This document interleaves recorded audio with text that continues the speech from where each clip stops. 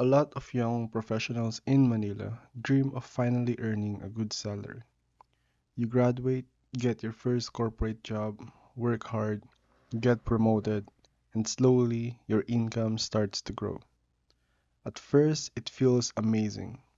You can finally buy things you couldn't afford before. You can eat at better restaurants. You can order Grab without thinking too much.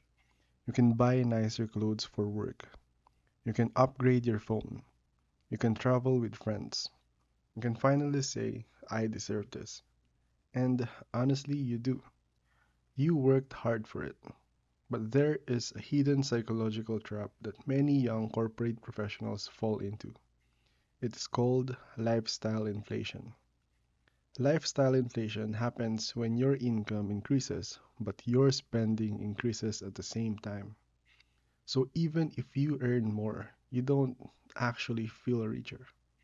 You just become more expensive to maintain. Before, when you were earning less, you had simple habits. Maybe you ate at carinderias. Maybe you took public transport. Maybe you didn't buy coffee every day. Maybe you didn't have many subscriptions. Maybe you thought carefully before buying something. But once your salary increases, your lifestyle starts to change. Your lunch becomes more expensive. Your coffee becomes more expensive. Your weekend plans becomes more expensive. Your clothes become more expensive. Your apartment becomes more expensive. Your idea of normal slowly becomes upgraded. And this is where the trap begins. Because lifestyle inflation does not usually happen all at once. It happens quietly, one small upgrade at a time. One coffee, one dinner, one delivery, one new phone, one trip, one subscription, one deserve ko to moment. And because each expense feels small, you don't notice how much your life is becoming more expensive. Then, one day, you check your bank account and ask yourself, why am I earning more but still have no savings? This is the psychological trap. The problem is not only money, the problem is identity. When you start earning more, you also start seeing yourself differently. You are no longer just a student. You are no longer just starting out. You are now a young professional. You work in Makati, BGC, Ortigas, Alabang, or another business district. You are surrounded by people who dress well, eat out, travel, buy nice gadgets, and post their lifestyle online. And whether you admit it or not, your environment starts to shape your spending. You start thinking, this is normal. This is what young professionals do. This is the lifestyle I should have. This is what success looks like.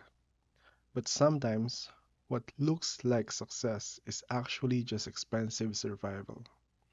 A good salary can make you look successful from the outside, but inside, you may still be financially stressed. You may have a nice phone, but no emergency fund. You may eat in nice restaurants, but have credit card debt. You may travel often, but have no investments. You may look confident at work, but feel anxious every time payday is far away. That is why lifestyle inflation is dangerous. It makes you feel like you are moving up in life, even when your net worth is not really improving. Another reason lifestyle inflation is powerful is comparison. In Manila, corporate life comparison is everywhere. You compare clothes, you compare phones, you compare where people eat, you compare condos, you compare travel photos, you compare jobs, you compare salaries, you compare LinkedIn updates, you compare Instagram stories. And even if you don't mean to, you start measuring your life against other people. When your coworker eats out every day, you feel like you should too. When your friend travel, you feel like you're missing out. When someone buys a new iPhone, you start questioning your old phone. When someone moves to a nicer condo, your current place suddenly feels less impressive. This is how comparison changes your standard. Things that used to feel like luxuries become normal, and things that used to be normal start to feel embarrassing. This is one of the biggest psychological traps. You don't just spend because you need something. You spend because you want to feel like you belong. You spend because you don't want to feel left behind. You spend because you want to prove to yourself that you are doing well. And this is why lifestyle inflation is not just a budgeting problem, it is an emotional problem. For many young professionals, spending becomes a reward system. After a stressful week, you tell yourself, I deserve a nice meal. After a difficult project, I deserve to shop. After overtime, I deserve a weekend trip. After a toxic day at work, I deserve to order something. Again, there is nothing wrong with rewarding yourself. The problem is when spending becomes your main way of coping with stress.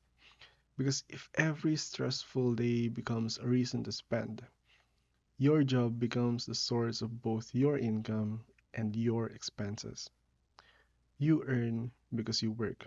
You spend because work drains you. So you get trapped in a cycle. Work hard, get stressed, spend to feel better, run out of money, need to work harder, get stressed again, spend again. This cycle can continue for years if you are not aware of it.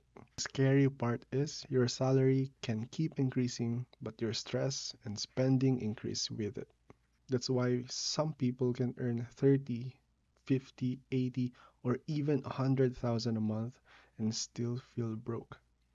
Because the issue is not always the salary. Sometimes the issue is the system of habits around the salary. Another trap is the belief that future income will save you. Many young professionals think it's okay, I'll save later. It's okay, I'll invest when I earn more. It's okay, I'll fix my finances after my next promotion.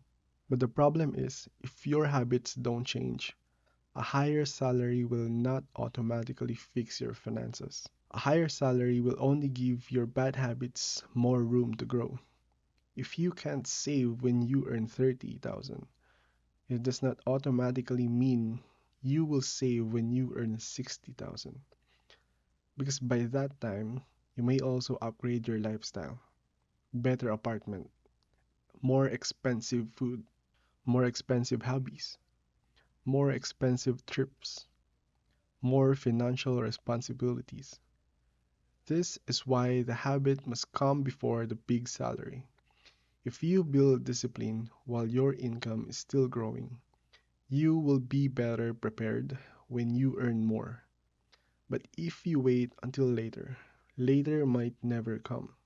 So, how do you escape the trap of lifestyle inflation? The first step is awareness. You need to know where your money is actually going, not where you think it is going, where it is actually going. Track your expenses for 1 month, not to judge yourself, not to feel guilty, just to see the truth. How much goes to food? How much goes to coffee? How much goes to Grab?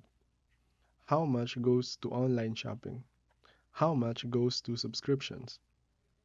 How much goes to debt? And how much goes to family support? How much goes to savings and investments? Most people don't need a complicated financial strategy first. They need financial awareness because you cannot fix what you refuse to look at. The second step is to separate needs, wants, and emotional spending. Needs are things you truly need to live and work. Rent, food, transportation, bills, basic clothing, health expenses. Wants are things that improve your lifestyle but are not necessary. Eating out, new gadgets, travel, shopping, premium coffee, subscriptions. Emotional spending is different. It is when you buy something mainly because you are stressed, sad, bored, insecure, or pressured. This is important because many purchases are not really about the item. They are about the feeling. Sometimes you don't want new shoes. You want confidence. Sometimes you don't want expensive coffee. You want comfort. Sometimes you don't want a vacation. You want escape. Sometimes you don't want to shop. You want to feel in control. When you understand the emotion behind your spending, you become more powerful. Because instead of automatically buying something, you can ask, what am I really feeling right now? The third step is to pay yourself first. Do not wait to save what is left, because usually nothing is left. When your salary comes in, save or invest first, even if it is small. Start with 5%, then 10%, then 15%, then 20% if possible. The exact percentage depends on your situation, but the habit is more important than the amount at the beginning, because paying yourself first teaches your brain that your future matters too. Your future self deserves money, not just your present self. The fourth step is to upgrade slowly. There is nothing wrong with improving your lifestyle. You don't need to live like a broke student forever. The goal is to not suffer. The goal is to control the pace. When your salary increases, don't immediately upgrade everything. Upgrade one or two things that truly improve your life. Maybe a better place to live because it saves commute time. Maybe healthier food. Maybe better work clothes. Maybe a course that improves your skills. But don't upgrade everything at the same time. A good rule is increases. Increase your savings first before increasing your lifestyle. That way, your financial progress grows together with your income. The fifth step is to define what success really means to you. This is important because if you don't define success for yourself, society will define it for you. Social media will tell you success is travel. Advertisements will tell you success is buying more. Your coworkers may make success look like expensive restaurants and luxury items. But maybe real success for you is different. Maybe success is having no debt. Maybe it is having an emergency fund. Maybe it is being able to help your family without destroying yourself.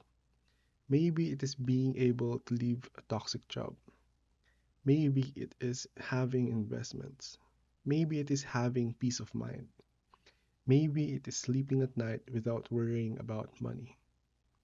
You need to decide what success means before you spend years chasing someone else's version of it. Because lifestyle inflation is often caused by living a life that looks good to other people but feels stressful to you. The sixth step is to build a boring financial foundation. Emergency fund, no bad debt, basic insurance if needed, consistent savings, simple investments, clear financial goals. This may not look exciting. It will not get many likes. It will not impress people at dinner. But this is what creates freedom. Financial stability is often boring from the outside, but peaceful on the inside. And that is the trade off many people don't understand. Looking rich gives you temporary validation. Being financially stable gives you long term peace. So, if you are a young corporate professional in Manila, remember this: your salary is not the only measure of progress. Your lifestyle is not the only proof of success. Your job title is not your financial security. And your ability to buy something does not always mean you can truly afford it. Lifestyle inflation is not always obvious. Sometimes it hides behind convenience. Sometimes it hides behind stress. Sometimes it hides behind social pressure. Sometimes it hides behind the phrase, I deserve this. But maybe what you truly deserve is not another expensive reward. Maybe what you truly deserve is freedom. Freedom from paycheck to paycheck living. Freedom from debt. Freedom from pressure. Freedom from pretending. Freedom from needing to look successful. The goal is not to stop enjoying life.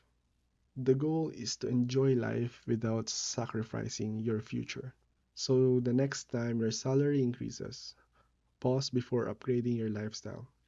Ask yourself, am I building wealth or am I just building a more expensive version of my old problems?